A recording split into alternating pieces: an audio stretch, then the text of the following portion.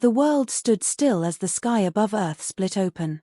A colossal spacecraft, unlike anything seen before, hovered in low orbit, casting an eerie shadow over entire cities. Governments scrambled, military forces stood on high alert, and news channels broadcast the event in terrified speculation. Then, the transmission came. A voice, rich and layered with an otherworldly cadence, echoed across every device on the planet. "Humans, we need your help." Panic turned to confusion. No threats, no demands, only desperation. The leaders of the world gathered, their disbelief evident. The Zythar Dominion, the most advanced civilization known in the universe, had come not to conquer, but to beg. When the first visual of the Zythar appeared, expectations shattered. Towering, elegant beings adorned with biomechanical augmentations, their presence exuded godlike superiority. And yet, they trembled. Their eyes, glowing pools of intelligence, flickered with something alien to them, fear. The United Nations, flanked by top scientists and military officials, opened communication. A massive, translucent figure materialized before them. The Zythar ruler, impossibly old yet still exuding wisdom, inclined his head slightly, a gesture that, for his kind, was the closest thing to supplication. His words, though measured, carried undeniable urgency. "We are the oldest and greatest race to have existed. Yet, we are dying." A heavy silence followed. No one spoke, no one moved. The Zythar continued. Their empire, spanning the stars for millennia, had thrived without challenge. Their mastery over technology and biology had made them gods among lesser species. But it had come at a terrible cost. Over generations, they had perfected themselves into stagnation. No new life had been born among them for 10,000 years. Earth's leaders listened, their skepticism growing. If they were so advanced, why seek help from humans? The Zythar's voice faltered, their arrogance cracking. "We have exhausted all possibilities. Every solution has failed. You, humans, are our last hope." Suspicion replaced wonder. Whispers filled the chamber. Was this deception? A trap? The Zythar made no threats, no ultimatums. Only a plea.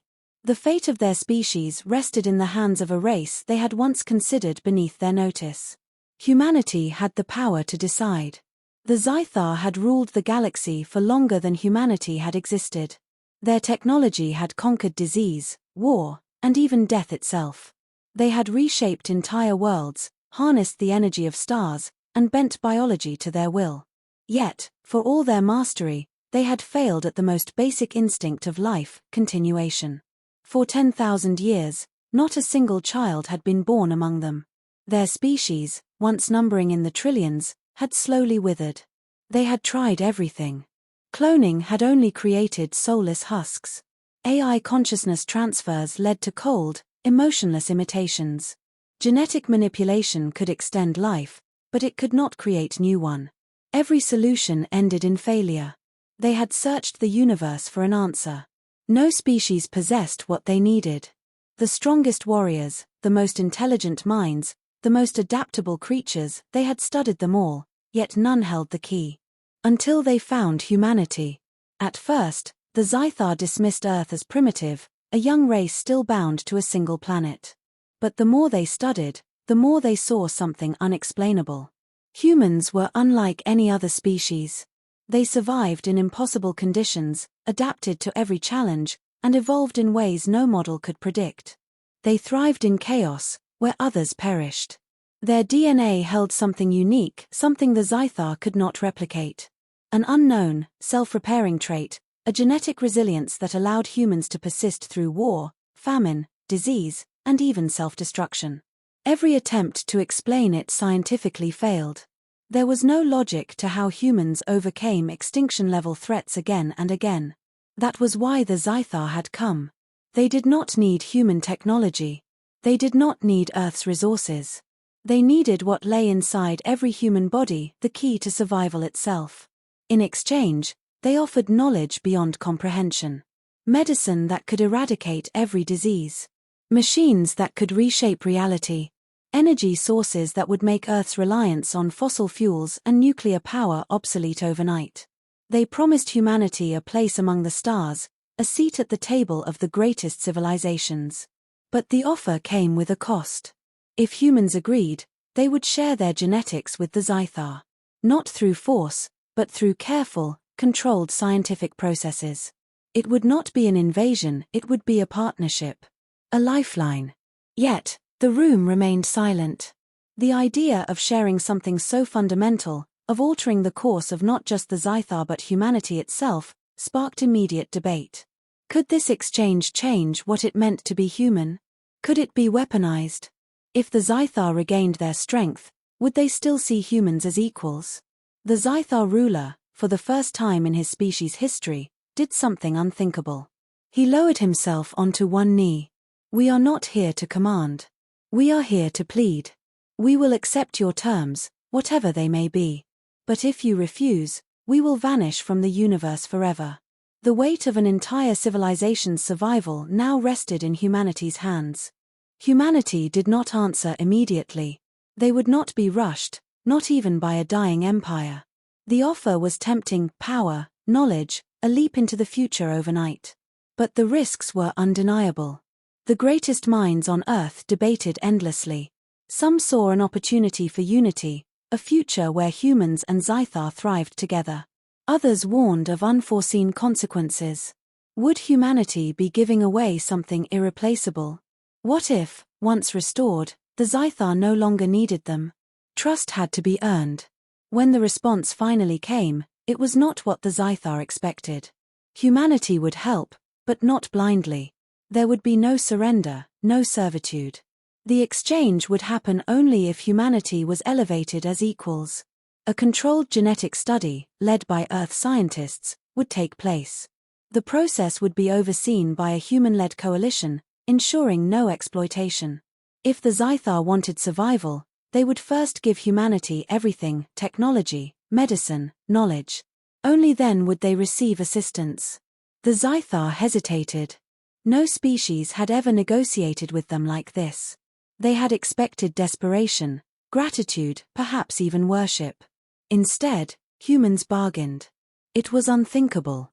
And yet, they had no choice. The agreement was signed. Advanced Zythar medical technology flooded into Earth, curing diseases once thought incurable. Machines capable of reshaping landscapes revolutionized human civilization. The first human-built interstellar ships, powered by Zythar energy systems, left Earth's orbit within months. In return, the genetic project began.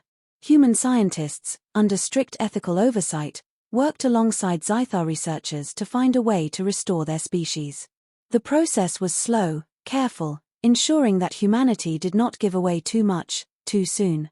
Years passed, and the breakthrough finally came.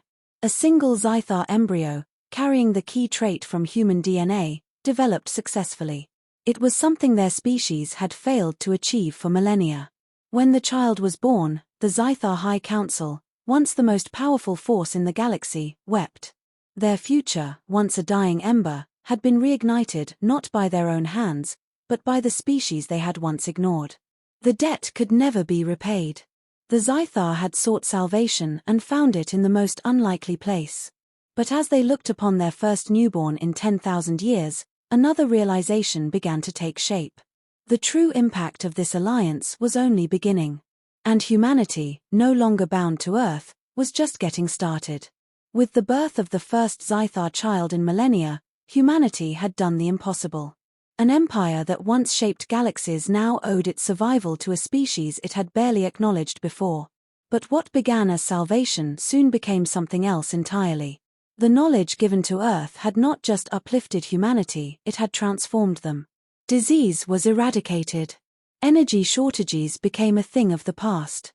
Space was no longer a distant dream but an expanding frontier. Within a single generation, humanity had surpassed what the Zythar had taken millions of years to build. It was not just technology. It was how humans used it. The very trait that made their genetics unique, the ability to thrive under pressure, to evolve in the face of disaster, was now unleashed on a galactic scale. While the Zythar had spent centuries seeking perfection, humanity embraced chaos, pushing boundaries the Zythar had never even considered. The balance of power shifted. Once, the Zythar had been the teachers. Now, they were the ones struggling to keep up. The species they had turned to in desperation had risen to heights even they had not foreseen. The first human-built fleets, faster and more advanced than anything before them, reached beyond the known edges of space. Colonies flourished on distant worlds. The name humanity spread through the stars not as a footnote in galactic history, but as a force that could no longer be ignored. And with that rise came fear. Among the Zythar, whispers grew. They had always believed themselves to be the pinnacle of civilization, but if humanity had surpassed them so quickly, what did that mean for the future? What happened when a species that never stopped adapting was given limitless potential? One of the oldest Zythar elders watched as a human delegation stood before the Galactic Council, once dominated by ancient empires. Now, those same empires listened in uneasy silence. Humanity, once dismissed as primitive, now held the fate of the stars in their hands. The elder spoke in a hushed voice, words meant only for himself. "We saved the wrong species." But it was too late. Humanity had already stepped beyond their shadow. And the future belonged to them now.